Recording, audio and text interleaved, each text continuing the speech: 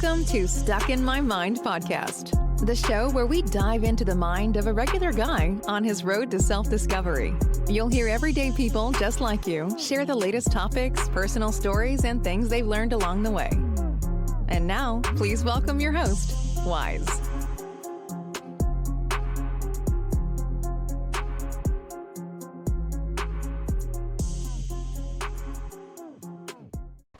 And welcome to another episode. I am your host, W-I-Z-E, and I have a very special guest. He's an entrepreneur, former United States Marine. Welcome to the show, Edwin Carrion. What's going on, brother? Mr. El Jefe, thank you for having me here. And to everybody listening out there, good morning, good afternoon, good evening, whatever part of the world you're in, and get ready to listen to some amazing content. So, Edwin, all right. So, I got a couple of questions for you. Right What ahead. got you into the real estate development industry? What got me into real estate development? That's an awesome question. And my mom, just to sum it all up, my mom is the one that got me into the real estate development industry. Just prior of me leaving the military, I had no clue what I wanted to do, 22 years old. And just like most 22 years old, we have no idea what we want to do in life, right? So she's like, oh, you should become a developer. I'm like, what's a developer? I had no clue, no idea. And she told me what a developer was. And that's what really got me into real estate development. It was my mom. Okay, so I take it you have a real good relationship. You have a real close relationship with your mom. What what what are the lessons that your parents taught you growing up? Lessons that my mom taught me growing up. I was raised by a single mom. So there's quite a few lessons that my mom and my aunts taught me. And I think one of the most important ones is always have good values, be hardworking.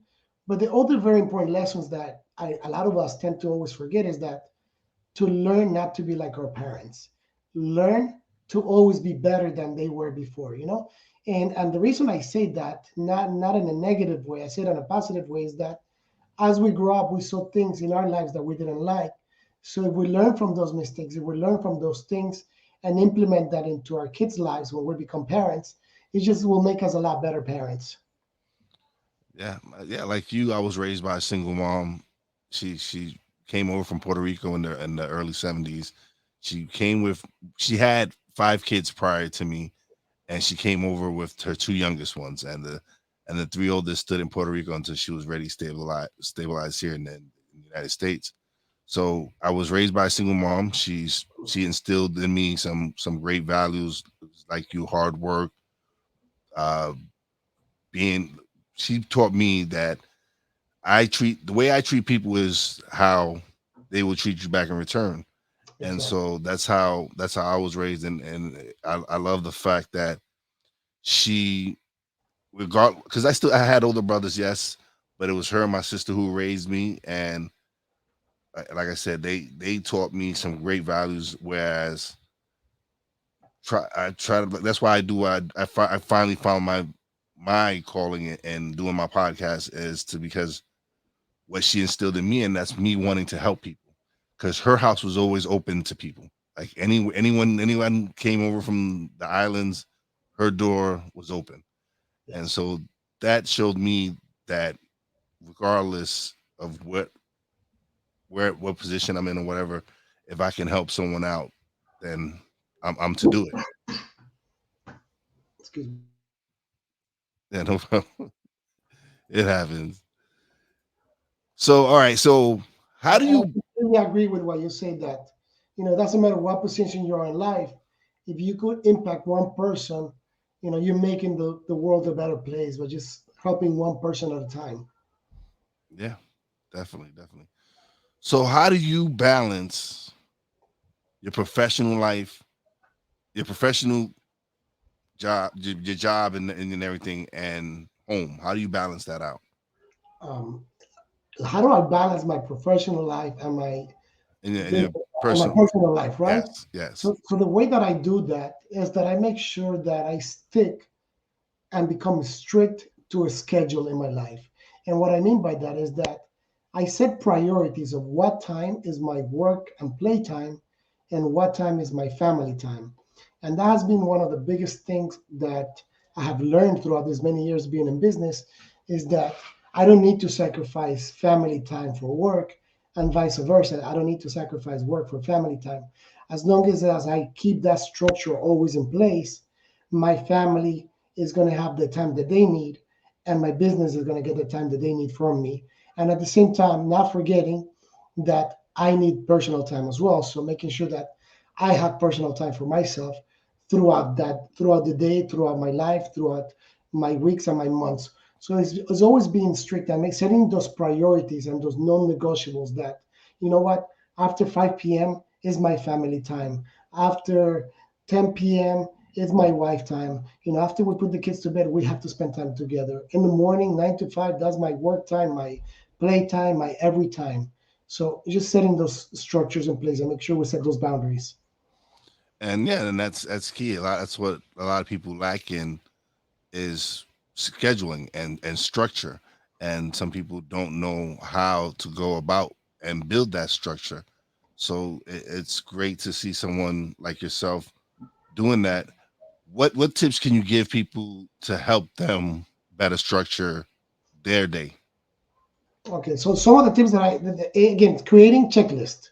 In order to structure your day, create a checklist, but a weekly checklist. Because a lot of times in the morning when I come to the office, I create my daily checklist. And those are things that I know that I want to get done during the day. But at the beginning of the week, on a Sunday night or Saturday or a Friday afternoon, I create my weekly checklist for my next week. What do I want to accomplish next week? That those are things that I need to accomplish throughout my day. And once you create those checklists, whether it's personal, in business, or in life, it takes you farther. It helps you get farther along the way. And always make sure that you set measurable and achievable goals. And that's one of the things that a lot of people tend to fail, especially when we get into these diets. People that want to lose weight, we fail at all the time because we achieve these unmeasurable and unachievable goals versus taking little steps at a time and saying, you know what, next week, all I want to look for is to lose 1 pound and eat healthier that week and cut down on my sugar. Once you start doing that little by little and you start becoming consistent on that, along the way, in 6 months down the road, you're going to realize, wow, 6 pounds per week.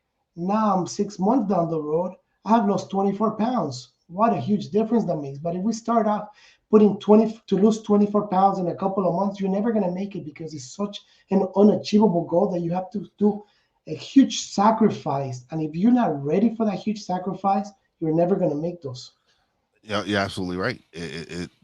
When you make up goals, you have to make goals that your mind is going to be able to believe that are attainable. Yes. And when you go and you make some crazy plan of, yeah, I'm going to lose 50 pounds in 2 months, your mind doesn't believe that. And so it's not going to happen. It's not going to work. So you're absolutely right. You start off slow, start off walking 5-10 minutes and probably not eating that burger that you ate that you've been eating every week or whatever, then extend it little by little, not rushing into, because then people go into the gym and like they hit the gym hard for 3-4 days, burn themselves out, and then just stop going.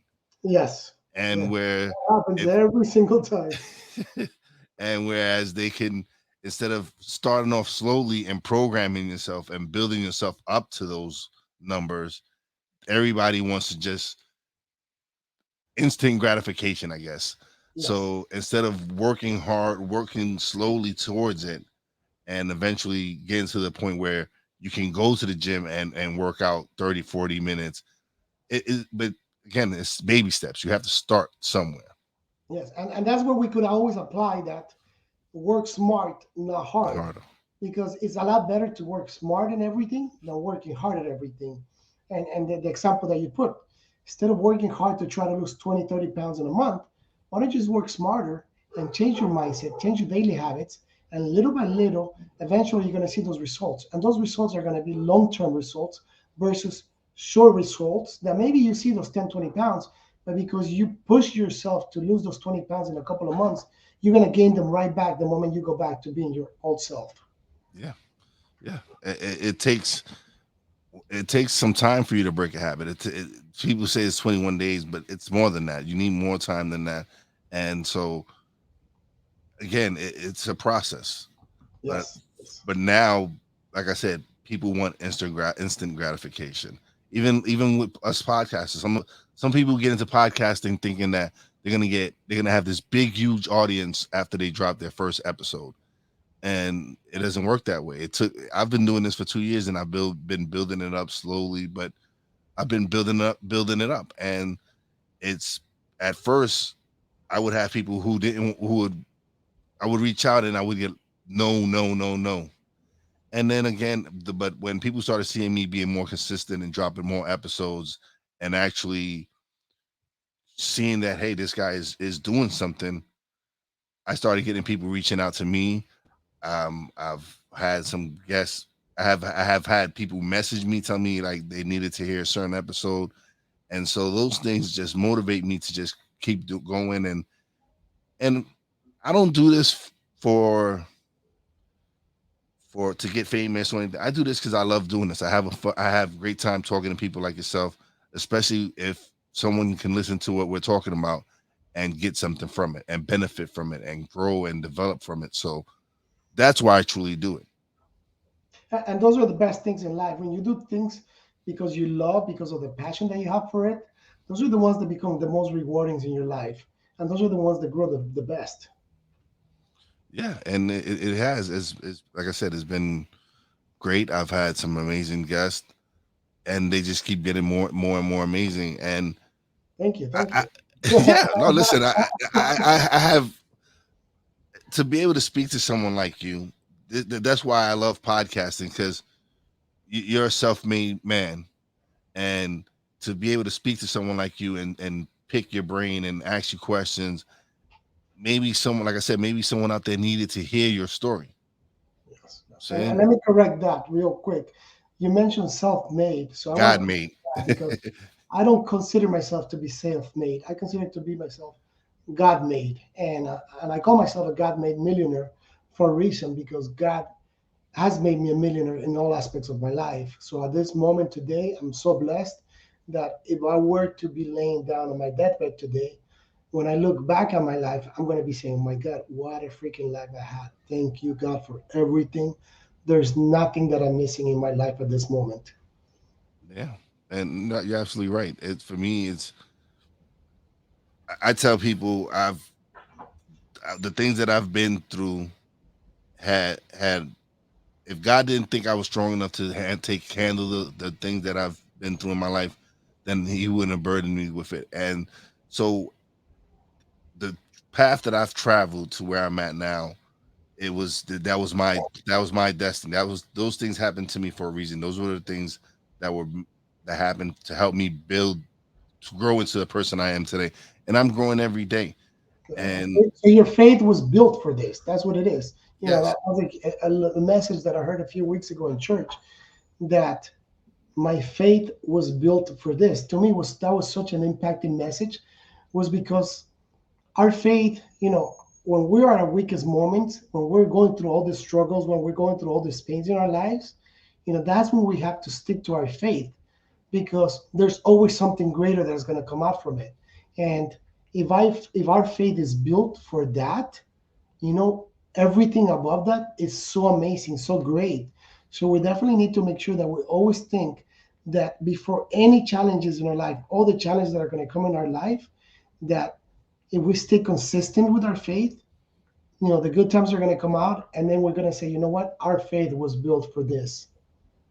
absolutely. I agree with you 100%. I definitely do.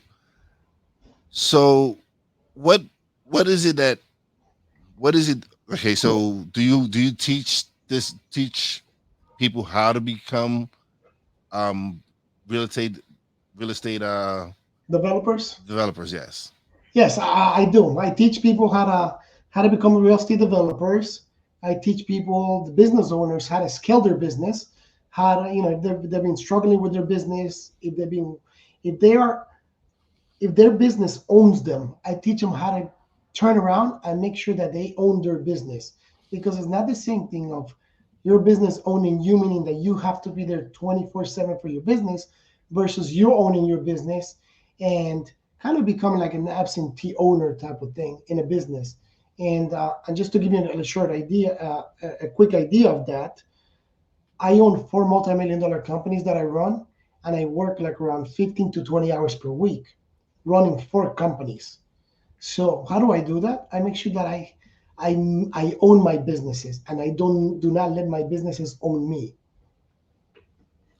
Okay. Yeah, that makes sense. Like, so when it comes to, but do you help business owners in all types of fields, or is it just in real No, estate? in all type of fields. I've been very blessed, and I have been in multiple industries. I own a company in the transportation industry. I have owned companies in the retail side, in the jewelry business. I have owned companies in the construction business. I have owned companies in the investment side of business. So I'm in different industries, and that's the one things that I realize. Everybody's like, what is the secret sauce? What is the secret ingredient? I realized what the secret ingredient was, and I was able to take that ingredient or those steps or that blueprint from business to business. And every single business that I got into, it became very successful because I always follow the same steps that I learned at a very young age through trial and error.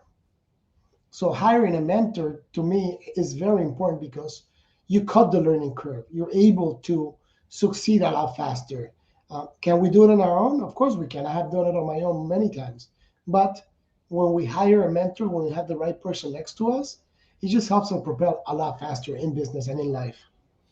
Oh no, I agree with you 100%. People, you should have mentors. You should have people you can look up to and be like, okay, they what did they do? What secret sauce did they have that that might work for me, or just being able to pick their brain and be able to speak to someone that is in your field and has been doing it for years and has the experience. Obviously, you don't if you don't have the experience, it's always great to be able to speak to someone who knows what to do. Yes. And listen from people, not only people that are in your field, but also learn from other people that are outside your field, because your mind just gets broader. And then there's some things that you could implement into this business that you never thought you could implement into this business. Just to give you an idea, I'm very well, I have over 22 years experience in the real estate development business. And when I started my investment fund with my business partner, I brought a lot of things and a lot of ideas of the way that we do things in real estate development and real estate um, capital raising into the investment side that has helped us grow tremendously our business. And not everybody was doing it because everybody thought whatever we're doing, it's only done on the real estate development side, on the real estate side. And having that verse of knowledge of how to do things different ways, it just makes you a lot better when you start a different business because you're able to implement from all these little businesses, little things that work here, that work here, that work here, to make this business even better or to make this business unique. Oh, okay. So stuff that you did in the real estate side, you took it to whatever other side, one the other side, and it makes sense because it's a proven system. And that's what a lot of things are is if you can find a system that fits you and you truly believe in, then you can really work that system to to the max because that's again it's having faith and belief in what you're doing. Yes, exactly. That's what it is. Oh man, that's really good, man. That's to me. I love being able to speak to entrepreneurs, especially because people need to realize being an entrepreneur is not an easy job. It is not. It's you actually work harder being an entrepreneur than you would working for 9 to 5 job Yes, because you're working much more hours for some at the beginning for way much less pay. And so, but people think that, oh, I'm going to be an entrepreneur and don't, and just see the success. They don't really see the hard work. They don't see the right. hours spent, all the trials and tribulations you had to go through. It's a meme that I see that it shows the tip of the iceberg and it says success, and under the ice and under the water is everything else that they've been through trying to build that. Yes, no, no. Being an entrepreneur is it's been on a roller coaster. That's exactly what it is. Being on a roller coaster. You have your ups, you have your downs. But the thing that I like about it the most is that if you stay persistent, if you continue with it, the lows are going to be as challenging and as fun as the highs. And every time you go back up higher and higher and higher every single time if you continue being consistent on everything that you're doing. And to me, I love that part. And I told my wife many, many years ago, like, I'd rather not make any money in a day and work for myself than work for somebody else and being told what I'm worth on a single day. Yeah. And listen, I still work my 9 to 5. But I'm working towards building my production company. We have an internet radio station, and slowly but surely things are taking off. But again, it's me putting in the work, me networking, me going out and speaking to people like you to be able to pick your brain and get tips from you and listen. And at first, when I first started, I thought it was selfish on my part, because I was like, I'm learning all this stuff, and I'm getting to speak to some amazing people. And one of my guests pointed out to me that no, that's not selfish. That's actually self love. That's showing that you want to grow and develop, and that's key. That's very big. And since then, I'm like, oh, okay, awesome. Then It this, is. It yeah, is. But remember, selfless will be if you're keeping all this content to to yourself, myself, and yes, you're not doing that. no, You're sharing all this content with everybody else, and that's amazing that you're doing that. But at the same time, you need to learn to grow. You need to make sure that you're getting all this knowledge because you want something else in the future, right? yeah, And I love people that work for other people. I love employees as well, and because there's nothing wrong with an employee. Not everybody was born to be an entrepreneur. yes, And if you're not born to be an entrepreneur, if you're born to be an employee, you need to be the best person you can be. You need to learn to be dependable because once you become dependable, it's you're great at what you do. You learn everything else, and you have to stop thinking that you're making that person successful. What you're doing is you're helping that person become successful. So you're not making that person be successful. You're helping that person become successful. You're part of the team. You're part of the family. And to me, I love that all my employees understand and they believe and they know that I could only grow to the extent that they grow. So the bigger that I get, the bigger that they get.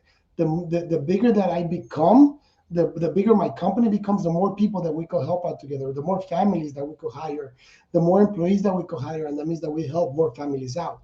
So being an employee, it's such an amazing task in somebody's life that is not meant to be an entrepreneur because they have such a huge responsibility and they're such a part of a big mission of that entrepreneur's life.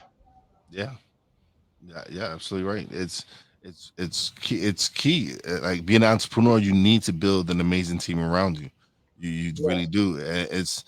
Yes, you start off by yourself, but eventually you have to grow. You have to surround yourself with people, with like-minded people, people who want to grow and want the same have the same vision that you have.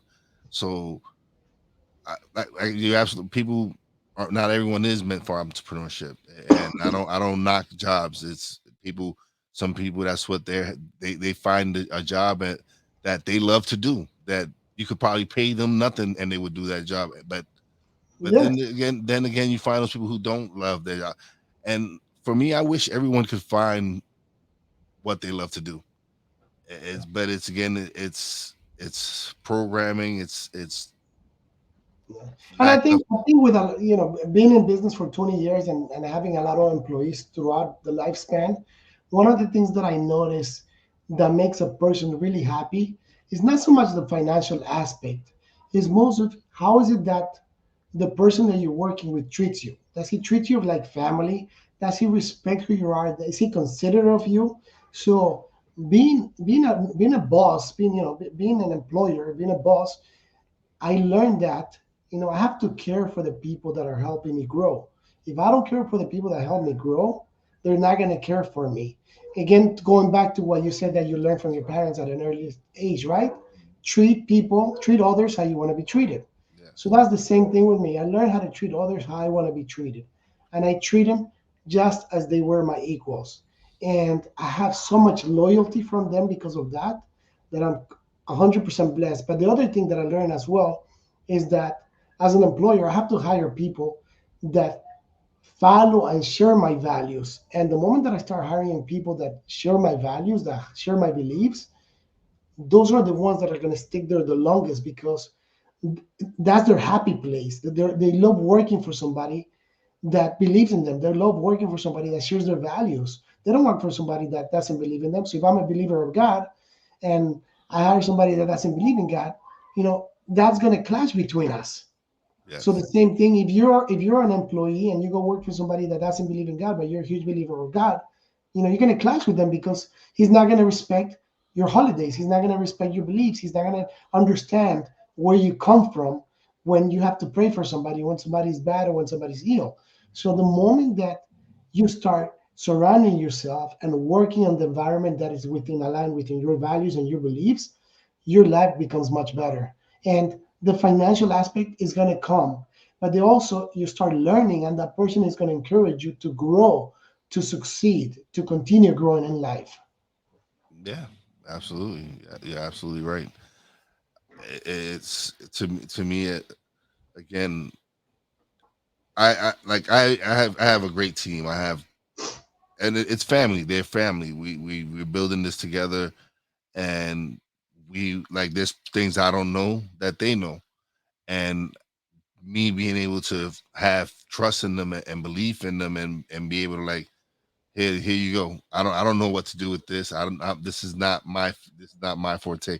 Here you go. And to be able to have people that are able to like do like again handle things that I can't handle. It's helps me out. Especially, it helps me out a lot Right. because obviously I don't know everything, so I want to surround myself with people who know the things that I don't know. And that's what we have to do to continue growing. We have to be, we cannot be the smartest person in the room. No, no. If not, then you're not. You're setting yourself up for failure. Yes. That's something. Yeah, absolutely. That's something I always say. Yeah, you can't. I cannot be the smartest person in the room because I'm not going to learn anything. I'm not Yeah. gonna. I'm not gonna develop myself. Yeah. And it's uncomfortable when we're not. As humans, we want to be the smartest ones, right? Yeah, and uh, and especially as men, we have that ego of being men. ego. We have to be smart, we have to be the best. But when we're in rooms that we're not the smartest one, we feel inferior and we feel awkward, and it's uncomfortable. But the uncomfortableness, it's amazing because you get to learn so much. And and I'm part of those groups a lot of times. Well, maybe I'm not the smartest business person in that room, but I have other things that I could contribute a lot of value to them that they might not have. So, not being the smartest person in the room, that doesn't necessarily mean a bad thing. It means that you're not the smartest person maybe in that subject in that room, but you might have something else that you could generate a lot of value to other people that they don't have. So having the balance is amazing as well. Yeah, it is. It is. Edwin, this has been great, man. I appreciate you coming by, man. This has been fun, man. I've had a good time talking to you. Now is time where you plug away. You let them find everywhere they can find you at. Okay, so if you guys like what you heard and you want to get to know me, and you could ask any questions you may have. If you're going through any struggles, if you have any questions related in business, in life, in relationships, into whatever you want, just ask. Do not be afraid to ask. That's one of the things that my mentor tells me all the time. Become an ask hole. So ask away. So just go ahead, send me a message, and you can find me on my social media channels at Edwin Carrion 78, Instagram, Facebook, LinkedIn, or just go to my website, edwincarrion.com, sign up for my free 9 secrets of living a successful life in business and personal. And thank you for having me. Great talking to you, my friend. I'm gonna take that ask hole. I like that. Become an asshole, right? I like that one. That was good. When it's been, don't leave just yet. I want to speak to you a little bit after off the camera. But thank you for coming by, brother. It's been a pleasure speaking to you. No, the same, the same. Thank you again for having me. I appreciate it. Many blessings to everybody. All right, now it is time for shout outs. Big shout outs to the Real Wise fam. Brandy J, Poppy J, love you guys.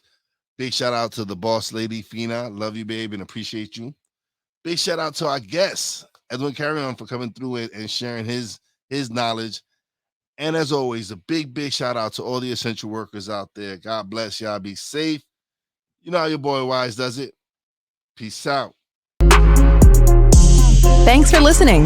Listen on iTunes, Podbean, Spotify, and TuneIn. Find us on social media on Twitter at wise_b_blunt, Instagram at wise_b_blunt, and a Facebook fan page, www.facebook.com/wise76. Check back soon for new episodes. Until next time, peace out.